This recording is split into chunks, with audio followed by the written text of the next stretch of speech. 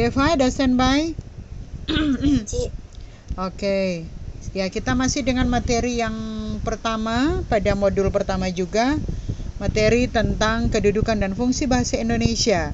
Nantinya juga akan dipresentasikan oleh Deva, dengan harapan jaringannya juga jalan lancar. Deva, disilakan, Nak. Ya, terima kasih atas kesempatan yang telah diberikan.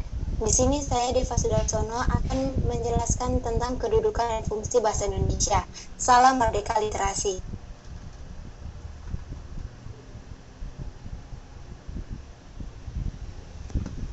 Kedudukan dan fungsi bahasa Indonesia.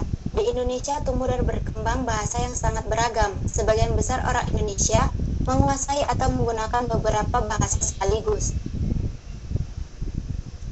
Bahasa-bahasa di Indonesia dikelompokkan menjadi 3, yaitu bahasa persatuan dan bahasa negara, bahasa daerah, serta bahasa asing. 1. Bahasa persatuan dan bahasa negara. Bahasa Indonesia memiliki kedudukannya sangat penting karena bahasa Indonesia berkedudukan sebagai bahasa persatuan dan bahasa negara sekaligus. Sebagai bahasa persatuan, bahasa Indonesia mempunyai fungsi sebagai lambang kebanggaan dan identitas nasional, serta alat pemersatu berbagai suku bangsa yang berbeda-beda latar belakang sosial dan bahasanya. 2. Bahasa daerah. Bahasa daerah adalah bahasa-bahasa suku bangsa di Indonesia. Bahasa ini jumlahnya sangat banyak dan digunakan menyebar di seluruh daerah di Indonesia.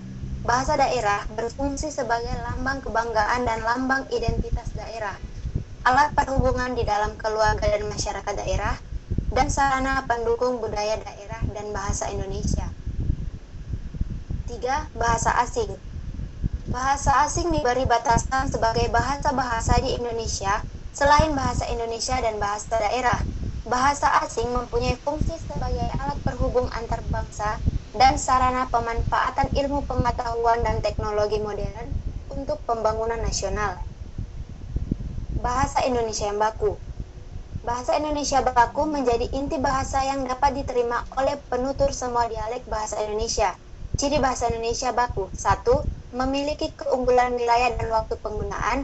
2. Kemantapan dinamis. 3. Cendekia.